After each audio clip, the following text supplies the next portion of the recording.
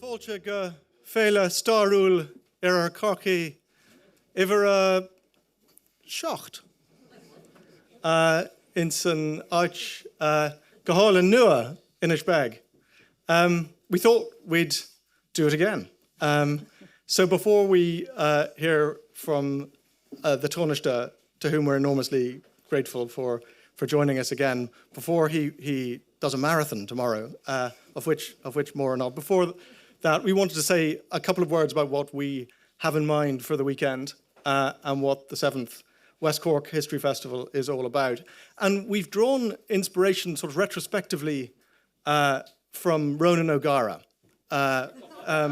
Because as he might say, la fête de l'histoire, say fantastique.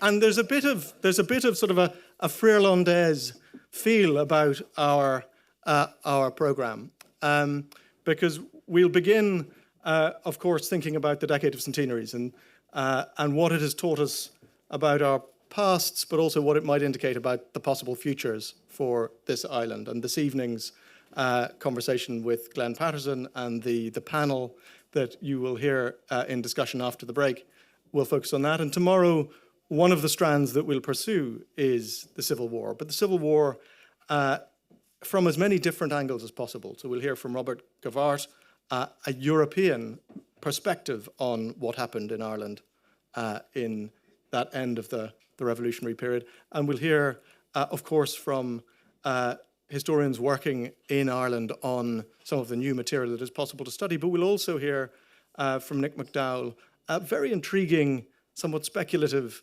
consideration of the poetics of civil war, comparing Yeats and his meditations in time of civil war with John Milton. And that gives us an excuse, as we were saying earlier, a kind of snake to slide down to the 17th century. And we'll hear from Paul Lay on Irish agency in the War of the Three Kingdoms in the 17th century, opening up a line that we might pursue in future years. But that's not all.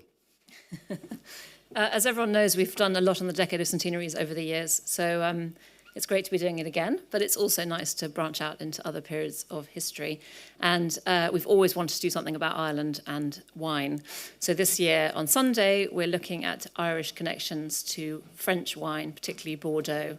And we'll hear from 3 different speakers speaking on that, but we also wanted to look at the slightly darker side of Irish trade connections in the 18th century. So we'll be exploring with David Dixon the Irish connections, particularly through Cork with the transatlantic slave trade, which is obviously a very relevant topic. So yes, it's nice to move on from the decade of centenaries, and we're going to culminate tomorrow evening with a wine tasting, which is sold out, so sorry about that, but we're tasting a series of French wines with Irish connections. 20% of the sort of vineyards and chateaux in France in the early 18th century were Irish, 20%, and Bordeaux is dominated by Irish merchants, so it's a really interesting connection to explore between Cork particularly and Bordeaux. So that's Sunday, and that's Sunday, yes. So yes, the wine tasting is not tomorrow. The wine tasting Sunday. And also on Saturday, tomorrow night, we have a festival concert. We have a concert every year with our great friend and collaborator, Jessie Kennedy. And this year, she is picking up on the sort of exploration theme, and she's doing a concert inspired by connections with the sea and with trade, and particularly by something called the Franklin Expedition, which was a polar expedition in the 1840s, which disappeared. All the men on the ship were never seen again, and the wife of Franklin carried on looking for him for 40 years. So that's sort of a very sad sort of inspiration for this concert.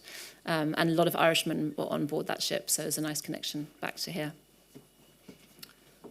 And we haven't, in fact, covered it all. So you all have programmes and you're all literate, so you'll see the rest of it for yourselves. But as we launch the festival, the first one fully back in person since the pandemic, as we've said, we're indebted to the Tánaiste for making time to inspire us with a few opening words. So over to you, Micheál, and thank you again very much indeed.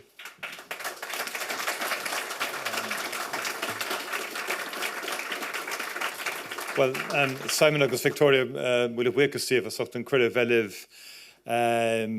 Steve agus onór anmhór domsa bheith láthir sa siomh siamh den sco anseo in Inish beg agus únta an scéile golamid arás. It's a fantastic pleasure to be here today to give opening remarks, I stress remarks, at the start of what is always one of the most interesting and challenging history events of the year. And just to say in passing, I'm doing a walking marathon tomorrow, not a running marathon, a bit easier, which we do annually. And this is the first time the Cork Harbour Festival Marathon has clashed with the West Cork History Festival.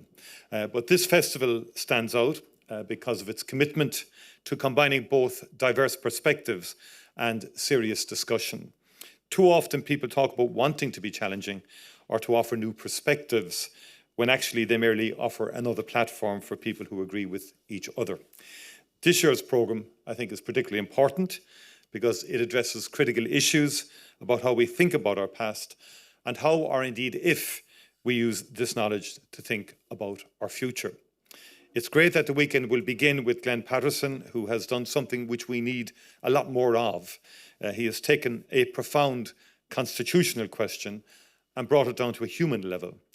In his book, The Last Irish Question, he shows the complexities and indeed the often simple reference points which are central to how Irish people consider the future and to what confronts us if we are to unite the people of this island in a manner which breaks the cycle of division and misunderstanding which has grown since partition.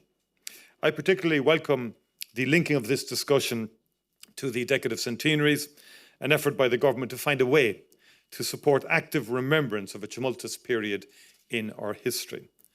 The approach to the Decade of Centenaries was developed from earlier commemorations of the famine, the 1798 rebellion, and the 90th anniversary of the 1916 Rising.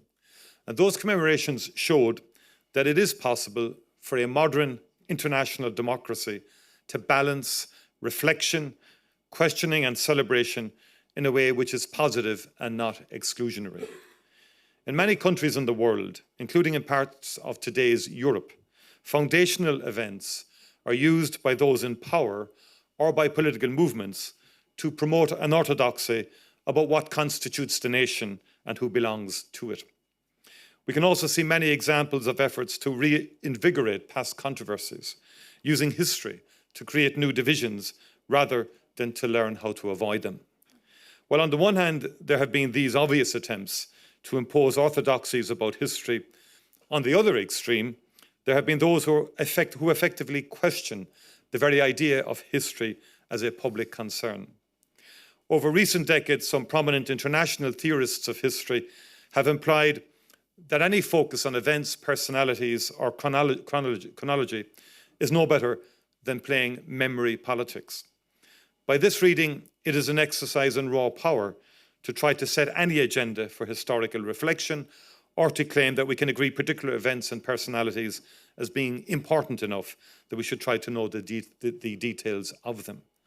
I think both of these extremes are wrong, and I believe that the decade of commemorations proved that another way is possible. Developed in a cooperative manner, which combined political, academic and community inputs, there is no doubt that the events of the decade won broad public support and brought to light many new themes which have given new life to academic research in particular. There was no attempt to impose a fixed narrative, and space was always provided for different perspectives. As a state, we did honour key events and a generation of men and women who achieved remarkable things. But we never attempted to make agreement with this agenda a requirement for being viewed as fully Irish or to exclude minority voices. I think it was a particular success, but there are undoubtedly questions which remain. A series of events, such as were held over the last decade, could not reasonably be expected to completely change perspectives. While many did use it as an opportunity to engage with the full complexities of a period of unprecedented change, others looked more towards reinforcing strongly held views. As I look back on the many events of the decade, and in particular those of recent years, I see a number of important themes emerging. During my term as Taoiseach in particular, I accepted a wide range of invitations to address specific events concerning our revolution and the events which followed it. It has long been the view of my staff that the surest way to disappear from the media is to deliver a lengthy and considered speech to an expert audience. In spite of this, I thought it was particularly important in recent years to commit the time to go into depth about key events which shaped our country and how we engage with our past. There is no doubt that this is a new age in Irish historical research. A generation of scholars who have had access to research projects, research supports, and newly opened archives have used this opportunity to produce a breadth and depth of research which is only beginning to have an impact on wider understandings. During the past decade, we've not only heard about voices and groups who had been missing from the story for 100 years, we have been invited to look at well-known personalities and movements in new ways. Without being destructive or driven by fixed ideologies, we have had an opportunity to forget about putting people on pedestals or tearing them down. Instead, our academic community in particular has largely sought to restore what has been called the lost nuance of the past. Without any resort to tokenism, we've been shown time and again how central women were to our revolution and society during those critical years. It was in many ways a moment of great hope, decisively extinguished in the early months after the treaty. A revolution which began with a powerful statement of offering rights to all and a desire for an inclusive, non-sectarian republic ended with the effective exclusion of women from most public offices for 6 decades. For me, one of the most important developments in recent years has been that we've begun to place our history more within the context of international and particularly European events. It is in fact only when we see how our revolution and civil war fit within the narrative of events happening in many other places that we can properly appreciate what happened here. 1916, the War of Independence and the Civil War are only really understandable when you see the nationalism of the time, the collapse of historic empires, the most concentrated period of state formation ever recorded, and what is now widely understood as an extended civil war in Europe. In addition to these, you have the impact here of a world war, a terrifying pandemic, and the radicalism of the first generation to have had wider access to education. It is in these new perspectives that the last decade of events has shown us an agenda for the future, which is also highly relevant to the challenges of today. Growing authoritarianism and imperial revanchism is a threat to every liberal democracy. If we are to overcome this threat, we need to understand it and study it. And of course, we need to challenge ourselves more in how we reflect the values of inclusion and reconciliation in how we view our identity and our history. It is a harsh fact that we still largely fail to meet the challenge of including within our views of what it means to be Irish, events and personalities from other traditions. In fact, efforts to promote a distorted, sectarian and inflexible view of our history is a reality. The use of schoolyard abuse to attack anyone who takes a different approach has grown consistently in recent years. The growing evidence is that we do not know each other well enough on this island. We have many views about each other, but they are not backed up by sustained engagement or understanding. And this is something which Glenn has explored with a great sense of humanity and humour in his excellent book. Research in the past year showed that the level of knowledge in the Republic about life or even basic issues in the North is low and not rising. And a quarter of a century after the Good Friday Agreement, we keep missing opportunities to engage and to work together to benefit all of the communities on this island. And that's why the Shared Island Initiative, which we started over 2 years ago, is so important. Because for the first time ever, there is now an effort underway systemically to go beyond speeches about cooperation and understanding and actually to do something lasting to build them. A programme of independent commissioned research is looking at the facts of what is involved in public services and policies which have been apart for a century. And excellent work has been undertaken by the ESRI and the National Economic and Social Council. How do the dynamics of educational disadvantage differ? How can we help disadvantaged communities to develop? How can we build infrastructure and vital services to benefit some of our most marginalised communities? And €1 billion investment over a decade has been committed and has already been spent on a range of initiatives, from research to biodiversity to conservation. And there's been an outstanding strand on dialogue, where over 3,000 people have met under different auspices to engage in dialogue, from young people to women, and a new women's forum has been established, to the biodiversity and climate network on the island also. These are the type of issues and indeed questions which are being addressed by this agenda.